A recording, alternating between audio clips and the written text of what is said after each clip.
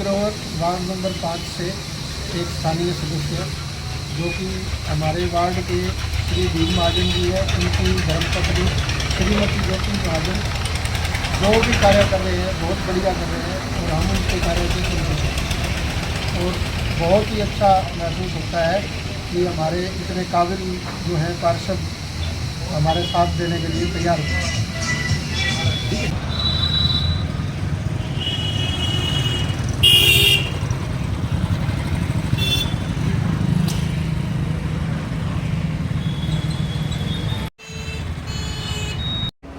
आज हम आए हैं हिसार के वार्ड नंबर 5 में, जिनकी पार्षद है ज्योति महाजन। उनके विकास कार्यों को लेकर समीक्षा करने के लिए, और आज वार्ड 5 से हमारे साथ अनिल शर्मा जी हैं, उनसे बारे में पूछते हैं कि ज्योति महाजन का जो काम है वो कैसा रहा और उन्होंने इस वार्ड में कितना विकास कराया और वो कितने संतुष्ट है इस काम के लिए। शर्मा जी बताइए ज्योति महाजन के बारे में, वार्ड 5 के बारे में। जहाँ तक ज्योति जी का सवाल है, मैं इस पूरे परिवार को काफ़ी नज़दीक से जानता हूँ। सभ्य पुरुष परिवार सभ्य है और जनता के प्रति जवाबदेही भी रखते हैं। अब तक का जो हम आकलन करें काम का, मैं पर्सनली तौर पे कह सकता हूँ कि जो इनके पास चला गया वो निराश होकर नहीं आता। जितनी भी भरसक कोशिश करते हैं ये दोनों, ज्योति भी और भीम भी, प्रयास इनका ये होता है कि जो काम लोग हमारे पास लेके आए हैं पूरी तत्परता से ये उस काम को निपटाते हैं। जहाँ तक विकास कार्य की बात है, वो जद्दोजहद करते रहते हैं। जो बजट मिलता है या जिस बजट के पीछे ये भागते हैं वो लेके अपना काम करते हैं। लेकिन ये कह सकते हैं कि दोनों ही बहुत बढ़िया जनता के प्रतिनिधि कह सकते हैं।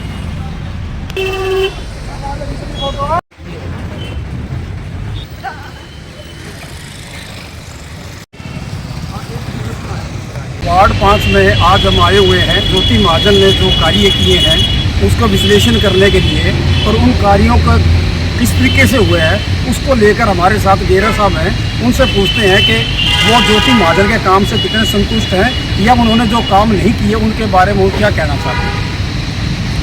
नमस्कार जी, मेरा नाम पवन गेरा है। वार्ड नंबर 5 का मैं मेंबर सदस्य हूँ यहाँ। और मेरी नज़र में ऐसा कोई काम है नहीं कि कभी कोई परेशानी 5 नंबर वार्ड ने झेली हो।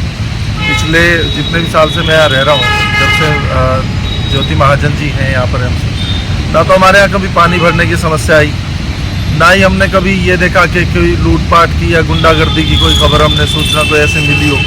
कोई छोटी मोटी अगर वारदात हुई है तो उसका साथ के साथ निपटारा भी करा दिया दीदी ने। कभी ये चीज़ें भी देखने को नहीं मिली कि कोई वाहन, कोई व्हीकल कोई हमारे यहाँ से चोरी हुए हो, या कोई गंदगी का विषय आजकल हिसार में बहुत जगह मैं सुन रहा हूँ कि होता है। लेकिन हमारे यहाँ बहुत सारी गंदगी जो पीछे की तरफ थी वो भी, बल्कि अब तो साफ़ सुथरा रोड करा दिया गया, वहाँ से साफ़ सुथरा रास्ता करवा दिया गया है। रात को जब आने जाने में दिक्कत होती थी जो, वो भी अब ऐसी परेशानियाँ नहीं। तो मुझे तो नहीं लग रहा कि कोई दिक्कत, कोई परेशानी वार्ड नंबर 5 में थी, और थी तो उसे दूर करा दिया गया है। ये बड़ी अच्छी बात है। और रेगुलर अगर ये चाहें कि अगर हमारा तो अपना जो मूड है, जो हमारा अपना मन है कि अगर ज्योति महाजन जी जैसा एमसी अगर हिसार के हर वार्ड को मिल जाए तो मुझे नहीं लगता कि हिसार को दुनिया का सबसे बढ़िया शहर बनने में ज़्यादा समय लगेगा। Thank you.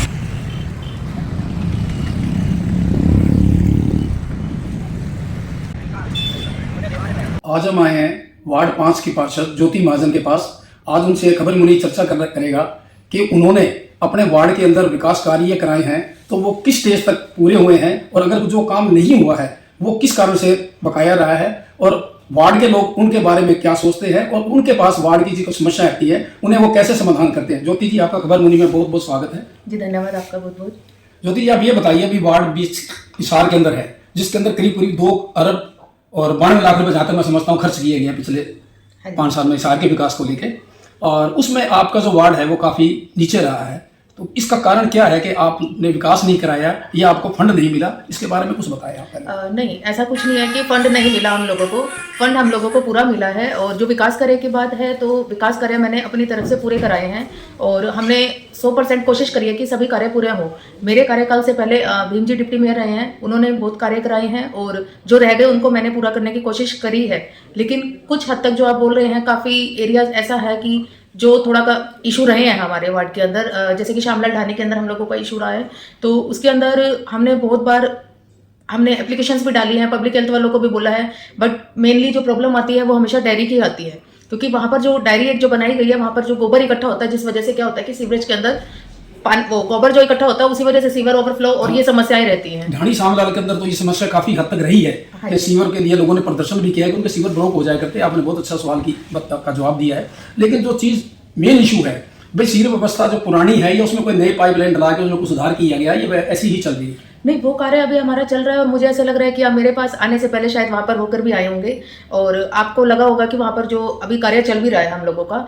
मेन जो समस्या मैं आपको शुरू से यही बोल रही हूँ और ये आज की समस्या नहीं है, आज से 5 साल पहले जब भीम जी भी रहे हुए हैं तब से वो इस मुद्दे को उठा रहे थे कि डायरी को शिफ्ट किया जाए। जब तक डायरियाँ ही शिफ्ट नहीं होंगी तो इसका समस्या का जो समाधान है वो इसी वजह से ही हम लोगों को मुश्किल आ रही है। जो हम नगर निगम की जब भी हाउस की मीटिंग हुई है उसमें भी हम लोगों ने पब्लिक हेल्थ वालों से बात की है, तो वो हमेशा यही बोलते हैं कि हम अपनी तरफ से बेस्ट कर रहे हैं, बट देखो अब जो गोबर है, जो घरों में लोगों ने पशु पाल रखे हैं, उसके लिए थोड़ा सा वेट तो हमें करना ही पड़ेगा। और पानी की समस्या आपकी विवेक नगर के अंदर भी रही है, हम देख के आए कि वहाँ भी पानी की पाइपलाइन वगैरह डल रही है, तो ये पानी की समस्या विवेक नगर की कितने समय में हल हो जाएगी, क्या उम्मीद करते हैं? अभी जो विवेक नगर का है ठीक है, वैसे ओवरऑल हमारे जो पूरे वार्ड के अंदर है जो वाटर सप्लाई है वो हर जगह पर बहुत अच्छे से हो रही है। जो विवेक नगर का है वो अभी कार्य हमारा चल रहा है और प्रोग्रेस पर ही है, तो कुछ दिनों तक ही उससे भी हम समाधान पा लेंगे। आप भाजपा की प्रत्याशी रही हैं और भीम महाजन जी डिप्टी मेयर हिसार रहे हैं और आप एक पढ़ी लिखी महिला हैं, मास्क जहाँ तक मुझे पता आपने मॉस्कॉम किया हुआ है, और ऐसे में आपके पढ़े लिखे होने पार्षद को आपको काम कराने में दिक्कतें क्यों आई? उसका मेन कारण क्या है? क्योंकि आप इस सरकार से जुड़े हुए हैं। नहीं, आप बेसिकली इस चीज को बोल रहे हैं कि पढ़ाई से रिलेट ठीक है आप कर रहे हैं, बहुत अच्छी बात है, लेकिन एक ये मुद्दा उठाना कि पढ़ाई का फायदा क्या हुआ। मुझे इतना पता है कि आज अगर मेरे पास कोई भी जनता कोई भी पहुंचती है, चाहे वो किसी भी कार्य को लेकर के पहुंचे, अपने राशन कार्ड से रिलेटेड पहुंचे, कोई भी उनका पेंशन से रिलेटेड कोई भी काम है, CSC सेंटर से कोई भी काम है, तो मैं आज भी उनके लिए तत्पर रहती हूँ। तो उस चीज के लिए मैं हमेशा तैयार रहती हूँ और अपनी तरफ से पूरी कोशिश करी है।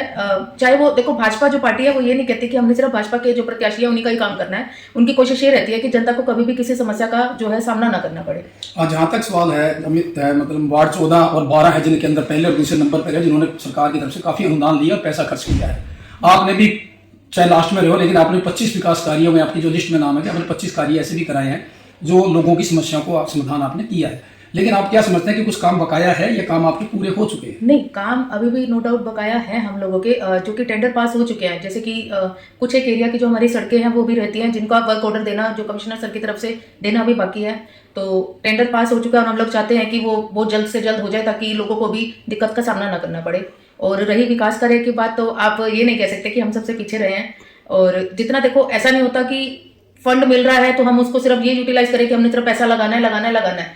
जहाँ जरूरत है तो वहाँ हमने वो कार्य किए हैं। जहाँ आपने जहाजपुल से लेकर के लौरिया चौक तक की सड़क देखी होगी, तो वो जरूरत थी तो हम लोगों ने बनवाई, लेकिन जहाँ जरूरत नहीं है तो हम ये तो नहीं ना कि हम सरकार का पैसा हम उसे सिर्फ बस हमने खर्चा दिखाना है कि हमने कितना वार्ड में कार्य किया है, कितना हमने जो एस्टिमेट जो बने हैं या जितना हम लोगों को फंड मिला वो हम लोगों को खर्च करना ही करना है।